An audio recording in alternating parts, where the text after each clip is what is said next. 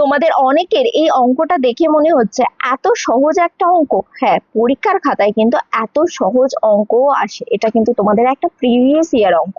এখানে দেখো বলা হচ্ছে 125টি ডিটারজেন্ট সাবানের একটি বাক্সের মধ্যে 75টি ব্যবহার করা হয়ে গেছে। বলছে বাক্সে কত শতাংশ ডিটারজেন্ট এখনো অবশিষ্ট আছে, মানে বাকি কত আছে। 125 এর থেকে যদি 75 বাদ চলে যায় তাহলে পড়ে থাকে কত, 50টা। তাহলে এই 50টা বলছে 125 যেটা অরিজিনাল তার কত শতাংশ, মানে হচ্ছে 50/125 ইন্টু 100। দেখো 5 দিয়ে এটা যদি কাটো, 25 5 125 হয়ে যায়।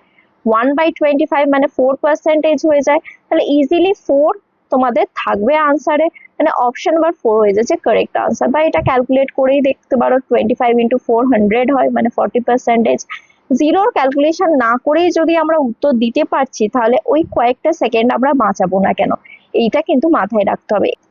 এইভাবে এই কয়েকটা সেকেন্ড এই ছোট ছোট অঙ্কতে যদি তোমরা বাঁচিয়ে নিতে পারো, তাহলে যে ডিফিকাল্ট সামগুলো থাকবে এক্সামে, যেটা তোমাকে ওখানে বসে করতে হবে, সেগুলির জন্য কিন্তু এই কয়েক সেকেন্ড খুবই গুরুত্বপূর্ণ হতে চলেছে।